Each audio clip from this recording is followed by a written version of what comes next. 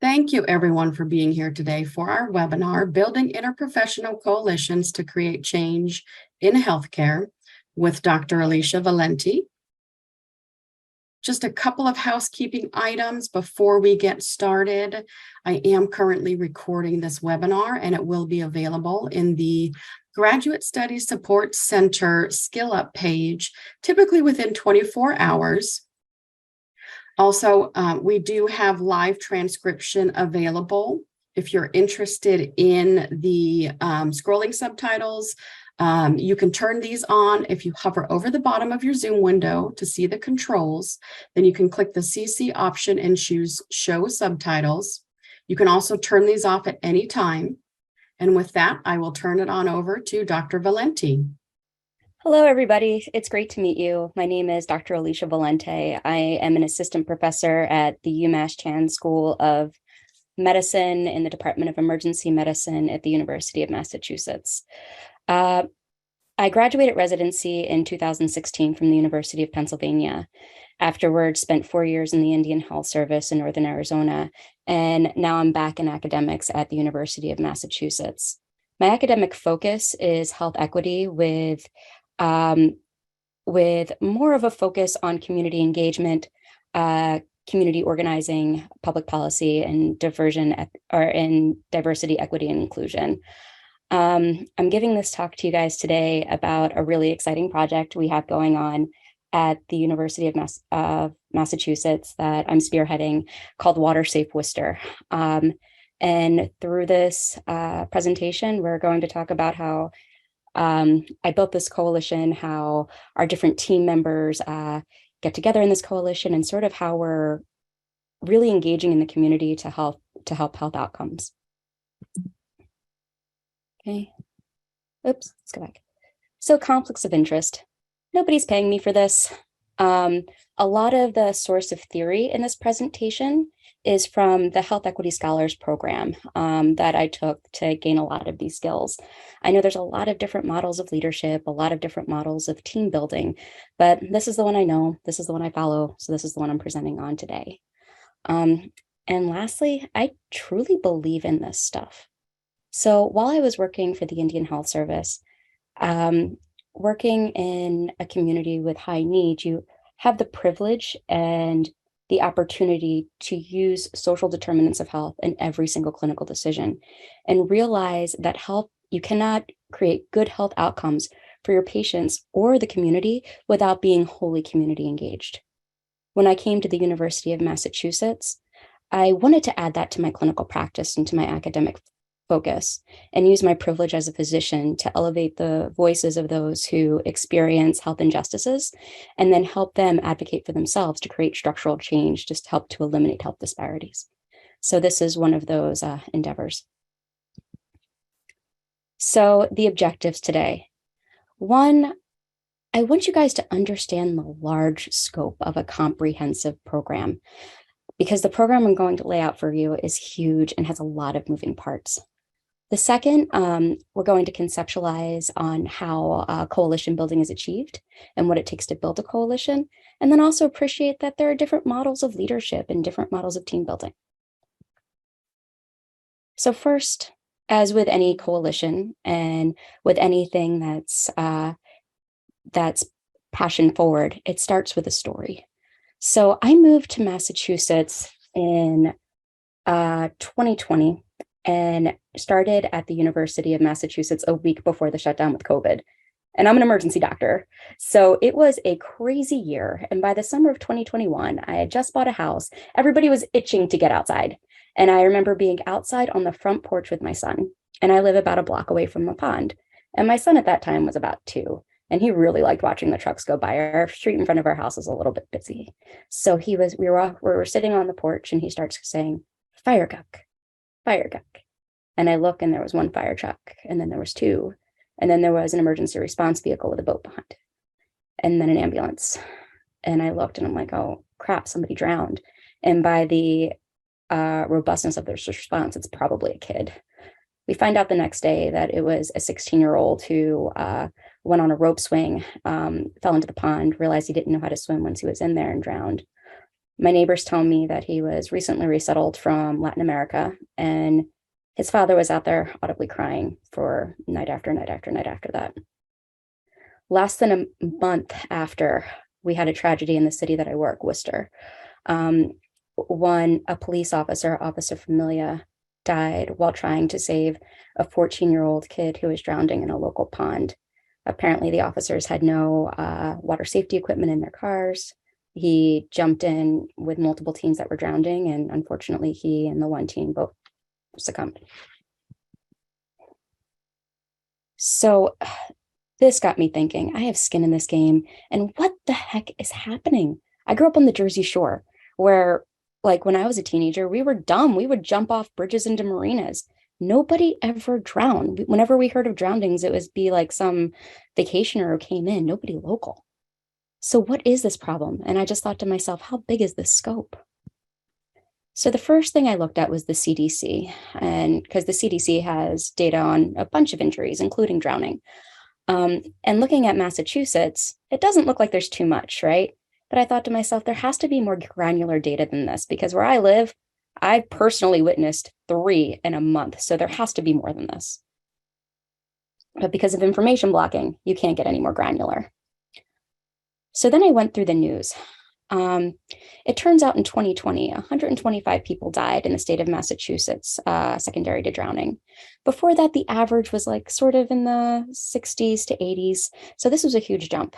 And in 2021, between May and June, there were over 40 drownings in 1 month. So this problem is just getting bigger and bigger. And then I looked at the stats. So it looks like communities of color and low-income communities have higher rates of drowning, and they're also less likely to know how to swim. In fact, if your parents don't know how to swim, you are 80% less likely to learn. Also, in Massachusetts, farm-born individuals are way more likely to drown. And if you look at the CDC statistics, it says almost all children, whether or not they're going to know how to swim, will visit a body of water yearly. And teens have even more staggering statistics. So I wanted to look at teens because those were the drownings I knew of. So it looks like drowning, in terms of how it's laid out, the risk is bimodal. So first, it's kids under the age of 5, little kids toddling around, falling into pools. And then after that, it's teenagers. Teenagers usually die in natural bodies of water, like oceans, rivers, lakes. They also die secondary to increased risk-taking behaviors, like the 16-year-old down the street from us who died jumping off a rope swing into a pond, secondary to substances. And they also, because of this increased risk-taking behavior, they die at the same rate, regardless of their ability to swim. And looking through the programs that were out there, I didn't see any program tailored towards teens. All the learn how to swim programs are like geared towards like little babies where you put your face in the water and blow bubbles. And then I looked at our city. So I work in Worcester.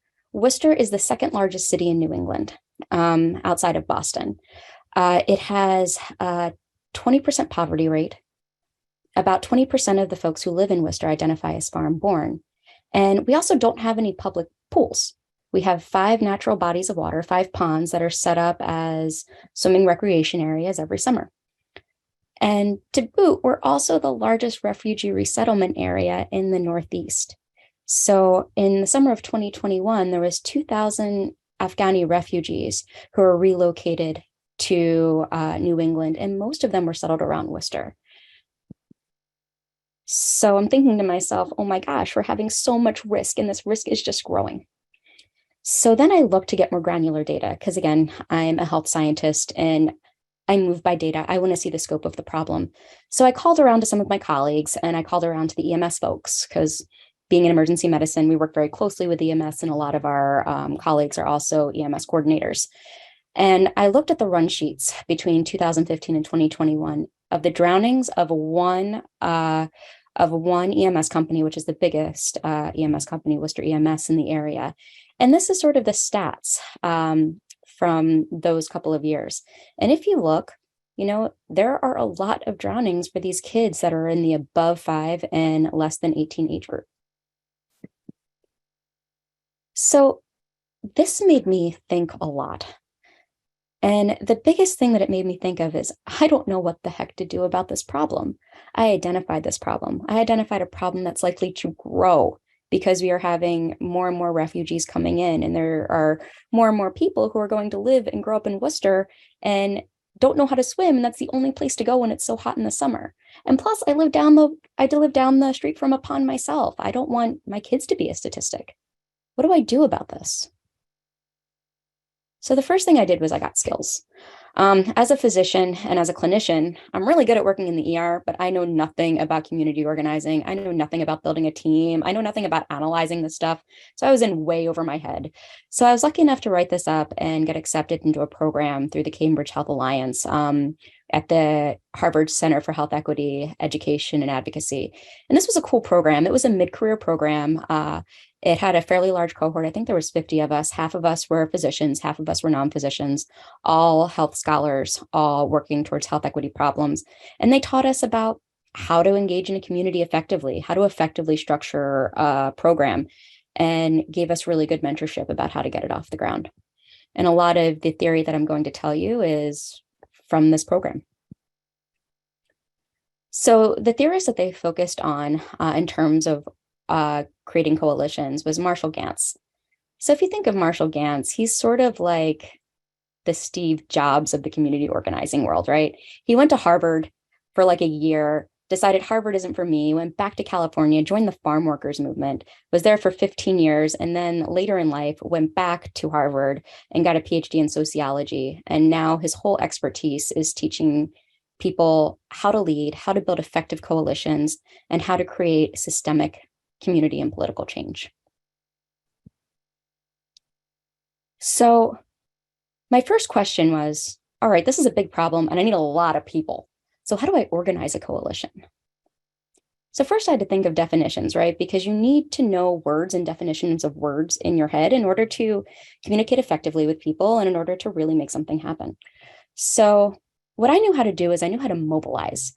Mobilize is when you deploy somebody else's resources. That's when you go to like a canned food drive and give cans. It's when you sign petitions. It's when you plant trees, right? Organizing is different. Organizing is building new relationships, building new teams, building new leaders. And this requires an entirely different skill set. So Gantz said there were a couple strategies that were key in order to build an effective coalition. One, ask who are my people? And he concentrates on people instead of problems, because what you're doing is you're trying to correct injustices, and injustices center around people's experiences. So in order to truly correct that injustice, you need to see what people are your people that experience personally that systemic injustice and lift them up. Second, what change do my people seek? Like they're experiencing this injustice, what change do they think they need in order to correct this injustice? Because again, you can't be an outsider looking in and create a coalition and expect it to thrive, right? You need to have it community focused. Third, where can they get the power? So the whole thing with coalition building is there's an injustice there because there's an imbalance of power. How do you get power on the side of those experiencing systemic injustices? What tactics do they use? What makes the power listen and come on your side and help you mobilize their power for your good? And fifth, what is their timeline? Does this need to be done by a certain date? So I kind of adapted this to my needs. So first, I knew what I wanted to do. I knew what was needed, but I didn't know any of the people that were affected, right? Like this is a big disconnect. And then I had some idea about the power, but I didn't know who had the power over my people or the power to change this problem. I just had sort of a nebulous idea. I didn't know how to build a relationship to that power. Once I had the power, I'm like, well, what are these teams going to look like? And then I didn't want to do this all by myself because I have a life, I have kids, I'm a clinician. I could not make this my full-time job, and the scope of this problem it would be. So first, let's look on my people. So my nebulous idea of who are my people are, okay, this is easy. It's teenagers with this nice to the right stock photo of teenagers. I thought this was kind of funny. The second are folks who are foreign born, folks who are recently resettled, and their parents. And then third is the people who care about them. Not only the parents and youth organizations that focus on mentoring and fostering good relationships with teens, but also the medical community who focuses on injury prevention and doesn't want to see tragedies happen because drowning deaths are preventable. So to get in touch with my people, again, I used my privilege. So as a physician, it's really easy for me to talk to other doctors, especially within my institution. So I was talking to people on shift about this, and I'm like, hey, I want to talk to somebody about swim in this community. Who do I talk to? And everybody was just like, oh yeah, talk to the head of DPH, Dr. Hirsch. He's a trauma surgeon, and he's great and super friendly and loves mentoring. So after 5 failed meetings, because in between being the director of public health and being a practicing surgeon, I got all my meetings canceled, but I was persistent. And I finally sat down and talked to him. And I sat down and talked to him armed with all of this data that I had before that I showed you, like the data on teen drownings, the data on stats in Worcester, why we are so at risk. And he just stopped me. And he said, Alicia, nope, everybody knows that this is an issue. Just nobody has taken up the helm to tackle this yet. What I want you to do is go to this launch program. So it was October, and at the end of October was the Coalition for a Healthy Greater Worcester launch program, which is a launch program of like city individuals and individuals that do a lot of community work in the city, kind of getting together, networking, and seeing how they can grow, health strategies within the city as a whole. So here I am. At this point, just to give you a little personal note about this story, I am like 9 months pregnant. I was due to give birth to my second kid at the end of November. So I'm sitting here and I'm like, okay, I need to go. But what do I do once I get there? I'm just this pregnant lady. So I had to think and prepare myself for these meetings and how to effectively network. So there's a saying that in order to engage the head and the heart, or you need to engage the head and the heart to use the hands. In other words, you need to show somebody it's a problem with statistics, but you really need to engage emotionally with their gut and their purpose and their morals in order for them to join your team and work with you. So I had to create a narrative. And if you look at Marshall Gantz's theories, he has a lot of different steps to how to create an effective narrative and how to use that public narrative in order to build relationships and get people to join your coalition. But I parsed this down into what I did because I have a very short attention span. I realized that in order to get people to join this cause, I first needed to understand why I did it, my motivation and my values. Because if I'm not authentic, everybody's going to see that I'm some fake person from outside of Worcester who is, for some reason, trying to promote anti-drowning. And I don't know if they think I would do it for some like other reason, like career building or something like that, which is not the tactic I was after. So I got my public narrative together. I went into this meeting. I networked with a bunch of people. I talked to about 10 people over the course of 2 hours here. And what I realized was, one, everybody knew it was a problem. As soon as I went in with my statistics, everybody was like, just stop. We know that this is an issue. And the other thing that I loved is everybody understood it was both a public safety and an equity issue. They understood why Worcester was more at risk, why our communities of color especially, and why our communities of recently settled folks were more at risk for drowning, and why we had to have this program to protect everybody in the city. Third, I realized what barriers we had. Apparently they had had a swim program before. The swim program was a passion project of somebody else. And it shut down because, one, it was super expensive to bus kids. It was super expensive to have lifeguards. It was super expensive to have swim training programs. And two, because the same kids didn't come every week, there was no way to measure outcomes. So they couldn't get continued funding. And then, of course, the pool broke down after that. So then they were like, oh, I guess we're not having it anyway. And then the other barrier I noticed was they can't get lifeguards. At this point in Massachusetts, and still, like, cities are offering $25 an hour plus paying for training for teens to become lifeguards, and nobody's taking the bait. And everybody's scratching their heads like, what, this isn't cool anymore? And then lastly, they really wanted physician engagement. They were like, thank you so much, Dr. Valenti, for coming out, because we see that big hospital up on the hill, but nobody ever comes down and talks to us. We are so happy you're here, so happy you care about this community, and so happy you want to be on our team. So it was overall really positive, and I was really jazzed about this networking event. And I also got a power connection. I connected somebody who could help me not only engage more in my people, but could also help me work to change the paradigm. And this was a woman who was the head of the Division of Youth Opportunities. So let's get into a little bit of power. Who can change the paradigm?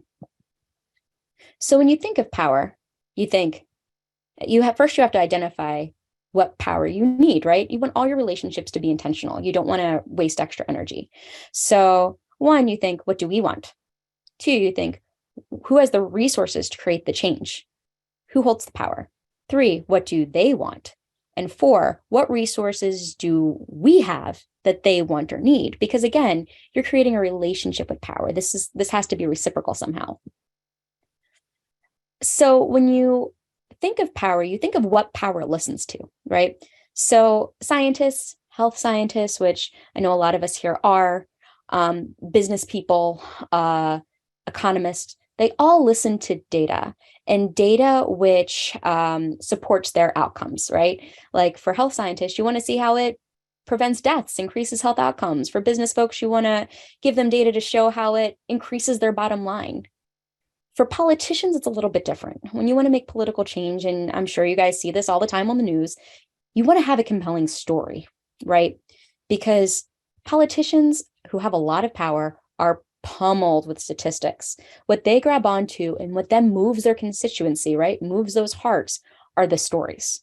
So I had to figure out who I had to share what with and have all of that data at hand, right? Either the story or the data, and the data with which that has which outcome in order to appeal to power. The second thing you can do is power map. So this is a pretty cool concept of power mapping from a website called Beautiful Trouble, which is a community organizing website. There's a lot of really cool ones out there. And basically what it has is it has you and the target. And what are the intermediary steps to you and the target? And who do you need to build relationships with? So to give you an example of how this works, right? Let's say you want to mandate that everybody gets tested for COVID-19 in your state, right? Like let's just put that out there as a thought experiment, right? So you think, okay, so who holds the ultimate power to make that decision? The governor, right? Then how do you get to that decision? Maybe you can talk to like somebody you know who is a press person who can then write an article to appeal to the governor. Maybe you know somebody who has a connection with the Department of Public Health who then can get in with the governor. So that's what power mapping is. It's doing that step-by-step relationship and seeing how you can connect those dots in order to get to power. So when I power mapped, it was a little bit bigger than just me and one problem or one person, right, to get my problem solved or my people's problem solved. Because as I said before, with teens, they drown at the same rate, regardless of their ability to swim, right? So you need a comprehensive, multi-pronged program. Just teaching them how to swim isn't going to cure anything. So I thought, okay, first I do need to get people in the pool. So who holds the power to get people in the pool? And that's city pool organizations, parents, schools, folks that are engaged in pools, right? Like appealing to parents to get those kids in pools.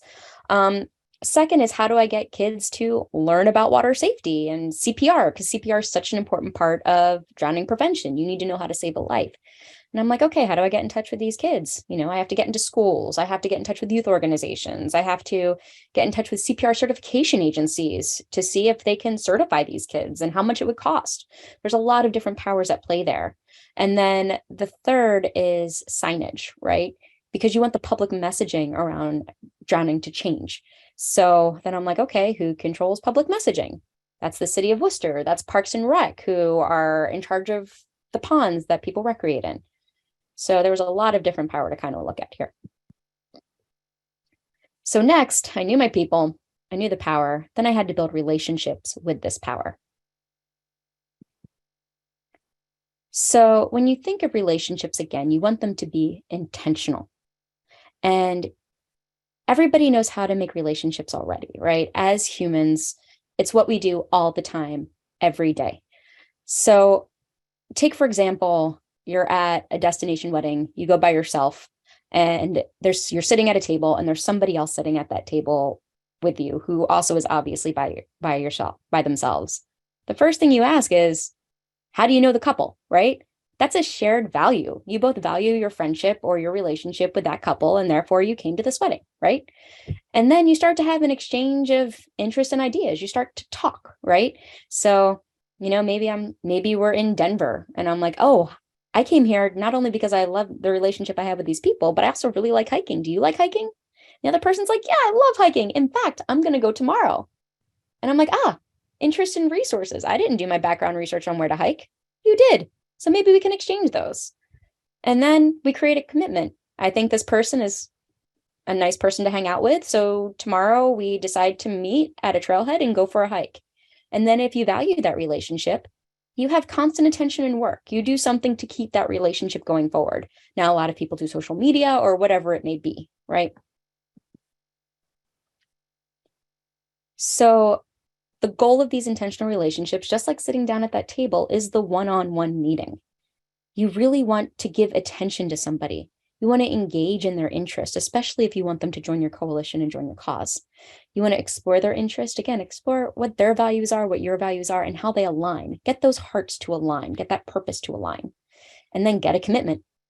You want to always, at the end of a meeting, get a commitment to, one, a next meeting, and two, the things that you will accomplish and the things that you will then work on until the next meeting. So you can then start to have a working relationship with shared interest to engage on going forward. And the goal for this is to expand your circle of support, because the more resources you gain, the more power you have to change and the more power you have to change for your constituency. So I had a lot of one-on-one meetings because I just called and called and picked up the phone and picked up the phone and picked up the phone. So my first set of one-on-one meetings, again, after I was at the networking event, was I met Raquel. I then contacted Raquel a couple months later. It was a good thing I was pregnant because I was like writing an email saying, hey, remember that pregnant lady? And she allowed me to get in front of 40 teenagers, 20 at a time, who were all like youth leaders. They were being trained to be camp counselors in Worcester. And I paired with one of my colleagues who is trying to spread the word for hands-only CPR. So we both did sort of a combined thing of hands-only CPR and water safety training. On the second day, I got a call from a med student who was like, oh, Dr. Valenti, I heard you're doing this. I'm really interested in some education. Can I come too? So he helped me give the second lecture and then introduced me to his mentor, who is the head of the Division of Pediatric Trauma Surgery, who called me up independently and was like, this is awesome. We want to give all of our resources to you and partner with you to make this the best it can be. So I was like, okay, this is cool, but this is happening fast. How do I organize this into teams that work? How do I keep this momentum going and not just have it fall on its face? So if you look at teams, you have to think of a good team structure, how to make effective teams, and then what's the outcome of your team, right? So for structure, you wanted to have a clear purpose. Our purpose was anti-drowning. You want to set ground rules, right? Like a lot of the teamwork literature talks about ground rules of what to do in case there's a conflict, how to contact each other, if you want to do email, if you want to do texting, and goals. And it's always good to keep those written down somewhere. So in case your team starts to get off track, you can then go back to the shared purpose and shared goals and then continue on to where you are and keep them in front of you in case they change, because you want it to be flexible. The second thing is you want your team to be effective. And the markers of an effective team are, one, they're bonded. So you have to have something that keeps that team together. The team has to be stable and it has to be interconnected. And because of this, they say that the most effective teams are about 4 to 8 folks, because outside of that, it's really hard to keep a group stable and interconnected. And then 3, you want to have outcomes, right? You want the team to have the output that it was supposed to have, right? And you want to have some measures that your team is actually achieving goals. You want it to have the capacity to achieve these goals. And then you want to have some sort of leadership development in this team as well. And I gotta tell you, this is the hardest part. Going from this one man or one woman coalition to a team takes a lot of strategy, a lot of organizing, a lot of having faith that somebody else has the same passion you do about this project. And because I didn't know how to do it, I then had to think of, okay, how do I lead this team? How do I have the faith to make this work? And especially in a way to not make this my full-time job, because a three-prong approach to anti-drowning, like I said before, is huge. So Dr. Gans says that there's three types of leadership, or at least that's the type of leadership that he identifies, right? One is the I'm the leader. Everybody points back towards you. That's something I didn't want, not only because of time constraints, but also because if everything points back to you, it's really hard for your organization to grow outside of your own values. It's really hard for it to be flexible, and it's really hard because there's no room for creativity and, new and innovative ideas. The second form is we are all leaders. In other words, everybody mans their own team. And that's really hard too, because when everybody's a leader, there is no shared purpose and no shared goal, or it's really easy to lose sight of that shared goal. So the third structure is the structure that I kind of went in, which is more the snowflake or the interdependent leadership model, where there's a core leadership group in the center that then each grows leaders that then lead their own core group of leaders. And this was very nice, especially for a three-prong approach. So when I looked at who was on my team and who I had connections with already, it was easy enough to at least start within the university. So because the Division of Pediatric Trauma Surgery was so gung-ho about this, I decided she and myself needed to be the center of this, because two heads are better than one at the center of this leadership triangle. And then we had secondary leaders, because I was getting med students out of the woodwork just cold emailing me about this, which was blowing my mind. So somehow it was getting out. And med students were perfect, at least in my leadership structure, because we have direct access to them. We're all their mentors if we have if we have appointments in the university. They're incredibly capable. They're smart folks. I mean, they got into med school, and a lot of them have made their own teams before. We could have a reciprocal relationship because each of these students needed a capstone project, and they all wanted publications and things like that to get into competitive residency programs. And this program could provide that. And last but not least, they have their own internal leadership structure. So the medical students made us into an affinity group where they then turned over the leadership every year, because for the first year of medical school, you have the most time to devote to something like this. So here's our team. The two leads are me and Dr. Katie Wong. She's incredible. And again, just very involved, especially from the pediatric trauma surgery side. And then the team itself. So here were our first team leaders. Curran was our awesome med student who connected me to Dr. Katie Wong. He took over the swim portion and started making connections within the community about how to use pools. The second is Teresa. Teresa worked with me in the city to work on what's the data behind signs? How can we update signs? And what signs are best for our multilingual, multi-racial community? And then the third is Dan. Dan had some connections inside the school. His capstone project was in hands-only CPR, and he really wanted to take on the anti-drowning and CPR portion of this. So this was taken from actually one of their recruitment slides. In the first year with these three leaders, we did a lot. Curran established an 8 to 10 week water training program and had a partnership with the YWCA to use their swim instructors plus our medical students to go in the pool, and had a short program to give these kids some competency in the water.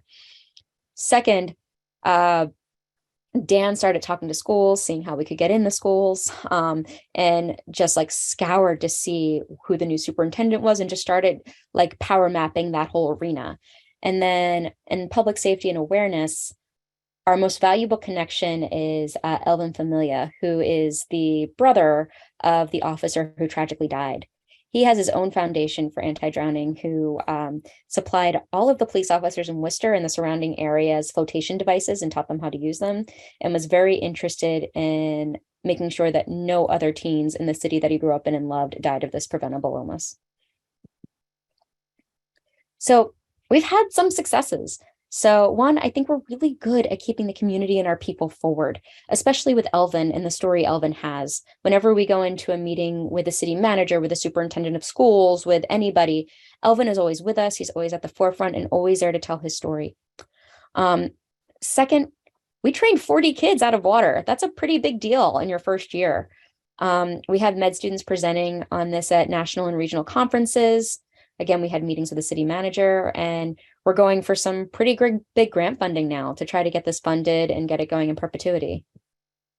But there's also challenges. It's challenging to keep the city engaged because the city itself has a lot going on, right?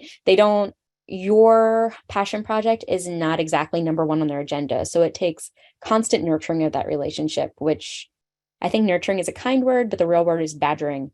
You email people a lot to make sure they stay on your side. Second, you have to be constantly adaptable. So we couldn't get into schools this year. We probably won't be able to get into them next year because the new superintendent is so focused on the Worcester school system having a very stringent curriculum. So we're looking at other avenues to get this at-risk community more water safety training. And then, of course, funding. So our goal for this year is one, to teach this anti-drowning program again with CPR, and two, actually get kids in the pool because we have all the infrastructure there. It's just busing and physically getting those kids to those areas. So I think we covered the objectives pretty well. And the take-home points are, one, if you build coalition, understand why you are doing this. There's a lot of hiccups. There's a lot of stop and start. So you need to keep your morals and your reasons at the core of everything you do because the passion will shine through. Second, you got to find their people and use your privilege to help elevate their voices to create change. Three, the key to power is relationship building and sustaining. And four, giving up total control of your organization and not having your hand in every single moving part is the only way for an organization to grow to its full potential. So I'm going to leave you with this quote. And anybody have any questions? Thank you guys so much. I know I talked at you for a while.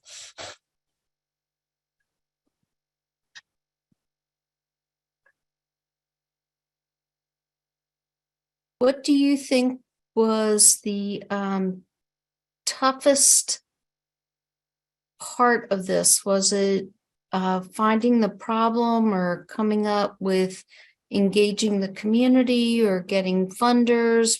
What was your biggest challenge? So I think the biggest challenge again is finding that power, because again, this is such a multi-pronged comprehensive program. So we have 3 separate power maps and we're finding 3 separate focuses of power. And once we think we have something and we think we have a relationship with power, we then realize, oh no, there's somebody more powerful than you that's hamstringing you. Like, we got this whole thing together with YMCA, but we realize who really has the power to stop our swim program from occurring is the busing companies, because we have no way to bus these kids to our program. So now what do we do? So I think that's the biggest issue and the biggest challenge. Someone asked if you could put that last quote up again. Oh yeah, for sure. Sorry, I don't really here. I'm going to look in the chat too. I'm monitoring it for you. Oh, thank you. Oh, sorry, this is a very sensitive program. There we go. Hi, Dr. Valente. This is Mr. Hayes. I have a question. So I was born and raised in New York City, and pretty much in Harlem. So other than the youth programs that we basically had locally, there was no busing. You either took the train or took the metro. Yeah. A lot of people who grew up in the cities, they tend not to leave their environment. Our safe zone is the 4 or 5 blocks that we grew up in. That's where we feel safe. So my question to you is, did your data, or did you look at where you have those who are dealing with the minorities that you're talking about, and There's other reasons I think why, African Americans don't swim. My parents never swim, their parents never swim, and there's historical reasons behind that. But have you ever thought about actually putting your program where they're actually at, as opposed to not busing them? Because yes, it's nice to build 40 people, but what happens in the next year when, like you say, we may not have busing, or the powers of being may not like it anymore. So did you ever look at that? Thank you. Yes. Yes. Everything you're saying is completely resonating. So yeah, so there are 5 pools in the city, and we actually just got off the meeting with the YMCA about this because the YWCA needed busing. The YMCA was like, look, we are one of the only organizations in the city where we and all the other youth organizations are one organization. And we know all the pools, and we need to get this in every single pool so kids can walk here. And that's sort of our goal. Right now, we just want to have the test group. And because, again, busing is an issue, we're working to get the kids who are playing basketball at the Y to do something. We're like, yo, if you want to play basketball here all summer, that's cool, but you got to show you're proficient in swimming. Just something. So to get kids where they are. Yeah, thank you. Yeah, that's super important. Thank you for bringing that up, because that is something that definitely resonates. I do have a follow-up question. Is any of the local schools in those areas have a swimming program? No. No. Okay. Thank you.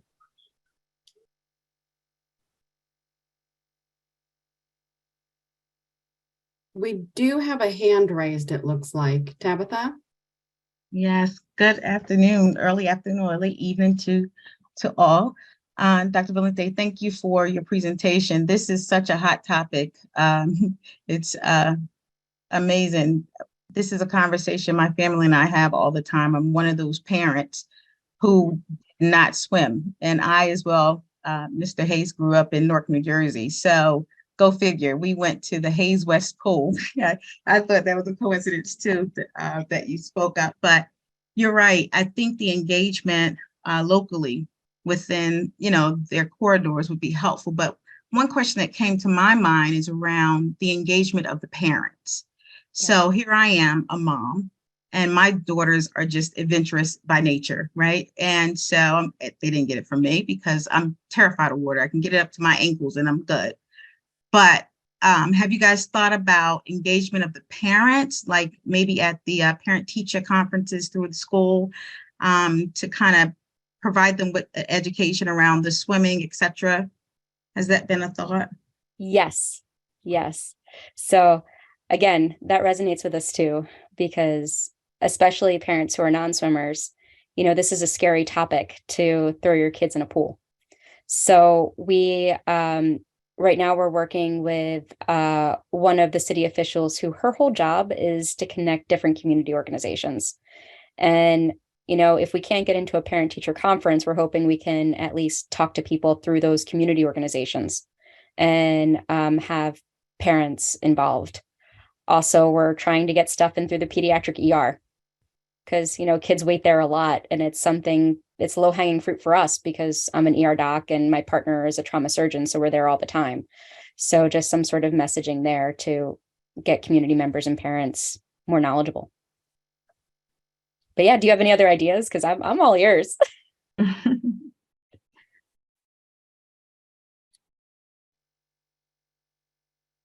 It looks like we also have Helen hand raised. Mm-hmm.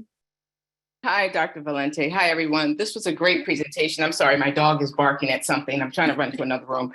But anyway, I wanted to share a story just really briefly. About 2 years ago, I was working at a facility and we brought in an 18-year-old young man who had gone out to hang out with his friends for the first time. His mom had let him hang out with his friends. Not like that, but you know what I mean, just hanging. Mm-hmm. And there was a pool and he was pushed into the pool as a joke. And by the time the police officers got to him, there was so much debris at the bottom of the pool, they couldn't recognize him. Mm-hmm. They couldn't get to him in time. So naturally, he was brought into the ER, brought into critical care, and he died there. Mm-hmm. And it was sad because nobody around could help him, no one. So this was great for me to hear. I don't know how to swim. My kids know how to swim, but I thought this year would be the year I learn how to swim. So thank you for sharing this information to us. Well, thank you for listening and thinking it's valuable. I appreciate your comments and your story, because it's true. And as a healthcare professional, I hate seeing death. I have to see it, and I especially hate seeing preventable death. So, thank you for sharing that.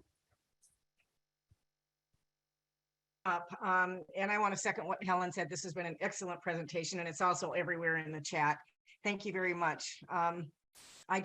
I wanted to point out that I'm a good swimmer. I've been swimming since I've been very, very young, and I'm a good swimmer. But when I lived in San Diego and I went to the ocean, I got caught in a jet current, and it scared me. It tumbled me. I didn't know which way was up, which way was down. I didn't know if I was going to surface or not. It only lasted maybe 10 seconds, but it felt like a long time, and it was very scary.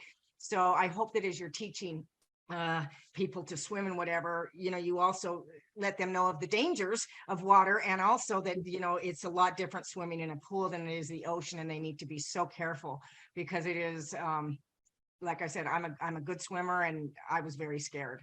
So, but this is wonderful. Kudos to you for doing this. This is very impressive. I'm just really amazed and impressed that you took this upon yourself and you made all this happen. So congratulations. Oh, well, thanks. It's using your privilege and your power to help. And I agree with you too. A lot of our training and a lot of our anti-drowning is based off of natural bodies of water, because that's where teens die. And we teach about rip currents. We teach about, sudden drop-offs. We teach about cold water shock, things that would kill anybody. So yeah, thank you. And if any of you have any other ideas, please, like, the whole point in leadership and coalition building is the more ideas, the better. If anybody in their is just thinking about this, please shoot me an email. I'll put my email in the chat, because I would love to hear from whoever, and all ideas are welcome. Dr. Valente, we've got one more hand raised. Sheila? Hello. Hello. I live in Alaska. I'm on the Kenai Peninsula. So as you can imagine, drowning is a big issue here, that river that runs right through, and the very, very cold ocean. And so in Alaska, we have a Kids Don't Float program. Yes, I've So seen that. You're familiar with that? Yes. And I believe it was originally a grant funded program. And so for those that don't know what this is, there are life jackets at all bodies of water at different points that are just there to use. And so people will use them, return them, and also then just the parks and everything try to make sure that there's like an even distribution. If they're out doing cleanup or things, if there's a bunch at one place and not at another, they'll take them back over. But it has definitely been helpful in this area. And then I also, beyond just the swimming things, this was really timely for me, as we are working on with the tobacco quit line at this point, really looking more at vaping or e-cigarette use, looking at trying to form a community coalition here. So great timing on the coalition building information. Awesome. For me. Yes. So I wish you all the greatest success in this. It is absolutely a worthwhile thing. Yeah, I wish you too. For Thank sure. you. Dr. Valenti, we had a question in the chat. Do you have any ideas on how to decrease fear? And what Carwin said is, my mom's from the Caribbean and she instilled fear in me. I learned to swim at the YMCA as an adult, but I still have a fear of swimming. So I honestly don't know. I think the only thing I can think of and that we focus on to decrease fear is just exposure and knowledge of risk, and knowing, because if you take any risk, your whole risk is sort of in your sphere, right? And everybody has a different level of risk that's acceptable to them.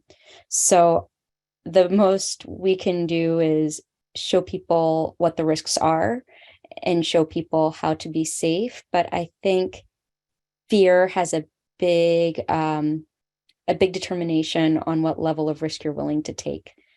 And it's really hard. to decrease that or even eliminate that in folks, especially when it's so deeply instilled from your parents and your community and institutionally.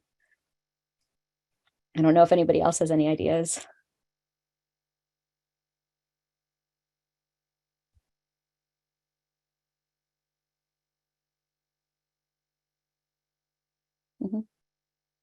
Some people have said that they need to leave, Dr. Okay. Valenti. So just to wrap up, we want to thank you for taking your time and presenting this. There's a lot of doctoral students on the phone and a lot of faculty members.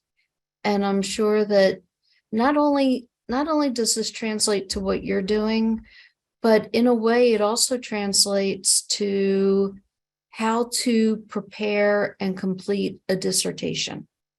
Because you have to know the problem, you have to know the significance, you have to know who the people are to go to, you have to talk, and you have to work.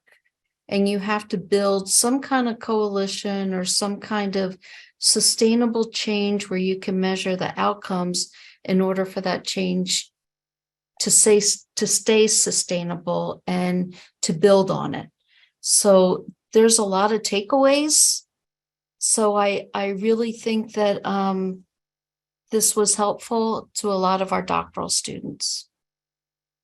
Well, thank you. And thank you everybody for having me. This was a lot of fun, and good luck with everything you're doing. And again, if you have any ideas on our program or anything that jumps into your brain that you think would be of any help, or any ideas or questions or concerns or any questions afterwards, please feel free to email me. So thank you. Thank you. All right. Bye. Bye-bye.